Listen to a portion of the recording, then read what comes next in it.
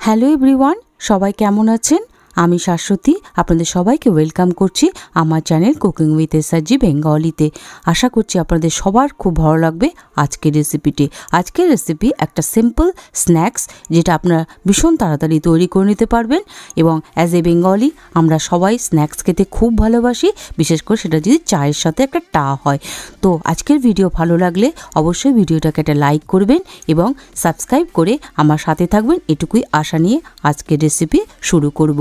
তো চলুন আজকে স্ন্যাক্স রেসিপি, যেটা আপনি আপনার বাড়িতে গেস্ট আসলো তার সঙ্গে কথা বলতে বলতে একদম 10 মিনিটের মধ্যে বানিয়ে তাকে সার্ভ করতে পারবেন চায়ের সাথে। তো আজকের রেসিপির যে হিরো, সে হচ্ছে আমাদের বেঙ্গলির সবার ঘরে থাকে মুড়ি। তো মুড়িটা প্রথমে নিয়ে নিলাম একটা বোলের মধ্যে, একটা কোয়ান্টিটি অনুযায়ী আপনি নেবেন এবং সেটাকে জলের মধ্যে নিয়ে নিচ্ছি। এটাকে আমি একটুখানি ভিজিয়ে রাখবো 2 থেকে আড়াই মিনিটের জন্য, বেশিক্ষণ না। 2 থেকে আড়াই মিনিট পর ফিরে এলাম। এবার কি করব, জল থেকে এটাকে যেরকম করে দেখছেন এরকম চিপে চিপে একটা অন্য পাত্রে নিয়ে নেব। নিয়ে নিলাম একটা অন্য পাত্রে। জলটা অবশ্যই চিপে নেবেন একটু ভালো করে, কারণ ওটা একটু সফট হয়ে যাবে, জল যেন না থাকে। তারপরে কি করব, নেক্সট স্টেজে যাব। নেক্সট স্টেপে যেটা দেব সেটা আমাদের সবার ঘরে থাকে মোটামুটি, সেটা হচ্ছে সুজি।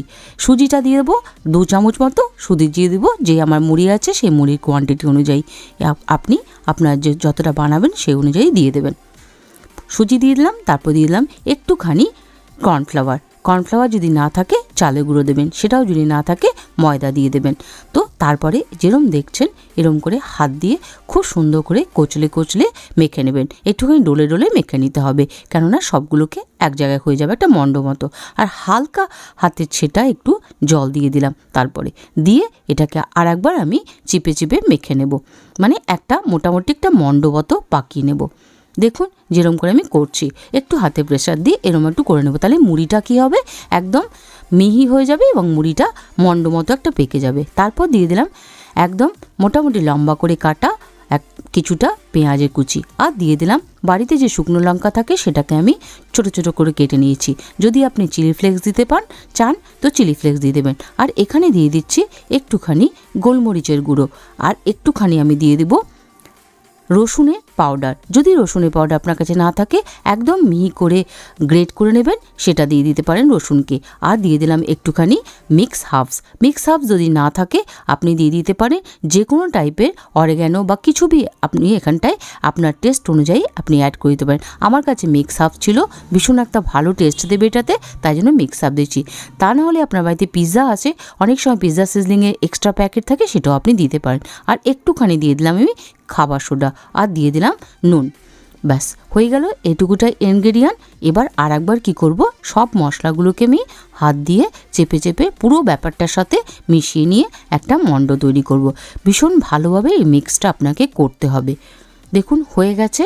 এবারে কি করব, নেক্সট স্টেপে যাব আর একটুখানি এটাকে রেস্ট দেব কিছুক্ষণের জন্য, এই 3 থেকে 3.5 মিনিটের জন্য বা 4 মিনিট হার্ডলি। দেখুন হয়ে গেছে, ফিরে এসেছি। তারপরে আমি একটুখানি ওপর থেকে যে তেলটা গরম হতে দিয়েছি সেই তেলটা থেকে 1 স্পুন তেল নিয়ে দিয়ে দিলাম। এই স্টেপটা অবশ্যই ফলো করবেন, তাহলে কি হবে, আপনার যে স্ন্যাক্সটা ভীষণভাবে ক্রাঞ্চি তৈরি হবে। দেখুন হাতে প্রথমে একটু পাকিয়ে দেখে নেবেন, হাতে একটু তেল নিয়ে নেবেন। এরম যখন একটু পেকে আসবে আপনি যে কোনো শেপ দিতে পারেন। আপনি এটাকে সিলিন্ড্রিক্যাল শেপও দিতে পারেন, টিক্কির আকারে করতে পারেন। আমি গোল গোল করে করছি, তো আপনার মতো করে শেপ দেবেন। এইভাবে আস্তে আস্তে হাতে গোল গোল করে মণ্ড বাকিয়ে নেব, মানে একটা বল সাইজে করে নেব, মানে যে একটা মানে বাইট সাইজ হবে, মানে যে মুখে সুন্দরভাবে আসে এরকম একটা বাইট সাইজে আমি মণ্ড করে নিলাম। সবগুলোকে রেডি করে নেবো, এরকম করে রেডি করে আমি আপনাদেরকে দেখাচ্ছি। দেখুন কি সুন্দর হয়ে গেছে। যেমন বললাম আপনি আপনার ইচ্ছে মতো এটাকে সাইজ দিতে পারেন। চলুন, তেল তো গরম করতে আগেই দিয়ে দিয়েছিলাম। তেলটাকে প্রথমে ভীষণভাবে গরম করে নিয়েছি, তারপরে মিডিয়াম টু লো করে নিয়েছি আঁচটা। আর এই মিডিয়াম টু লো আছে আমি সমস্ত যে রেসিপিটা আমাদের আজকে স্ন্যাক্সটা ভেজে নেব। এই স্ন্যাক্স অবশ্যই আপনি একবার করে খাবেন, ভীষণ ভালো লাগবে। কারণ মুড়ি এমনি মাখা আজকাল দিনে বাচ্চারা কেউ খেতে চায় না, আমরা গেস্টকেও দিতে পারি না, আর নিজেদেরও সবসময় ভালো লাগে না।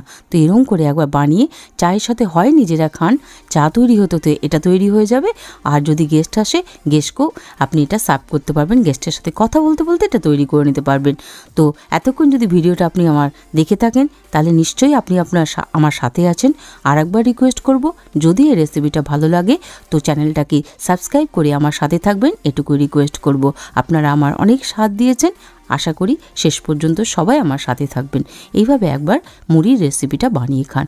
মুড়ি আমরা কেউ ভাবতে পারি এত সুন্দর একটা রেসিপিতে পরিণত হবে, তো একবার এরকম করে মুড়ির একটা রেসিপি বানিয়ে খান, দারুণ লাগে চায়ের সাথে খেতে। আর যে কোনো টেস্ট দিয়ে, আমি যেমন হার্বস দিয়েছি, আপনি যে কোনো কিছু, যদি কিছু না থাকে অন্তত ভাজা জিরের গুঁড়ো দিয়েও আপনি এটা করতে পারেন। আমি মিক্স আপ দিয়েছি, বিশ্বাস করবেন না, খুবই সুন্দর হয়েছিল খেতে। তো একটু ধীরে ধীরে এটাকে ভেজে নেবেন। দেখতেই পাচ্ছেন আমি ধীরে ধীরে ভেজে নিলাম, যেটা ভাজা হয়ে গেছে সেটা আমি আগে তুলে নিলাম। তো এইভাবে যেগুলো আগে ছেড়েছি সেগুলো আগে আগে ভাজা হয়ে যাবে, মিডিয়াম টু লো আছে, এভাবে আস্তে আস্তে তুলে নেব। চলুন, হয়ে গেছে আমার আজকের মুড়ি স্ন্যাক্স। এই স্ন্যাক্সটা দারুণ খেতে, আবার বলছি একবার তৈরি করে খাবেন, কিচ্ছু লাগবে না, একটুখানি সসের সাথে সার্ভ করে দেবেন। হয়ে গেছে দেখুন, আমি সার্ভ করে দিলাম। এইভাবে একবার বানিয়ে খান, আপনার বাচ্চাও, যে মুড়ি কোনোদিন খায় না আজকালকার বাচ্চারা, তারাও মুড়ি খেয়ে নেবে।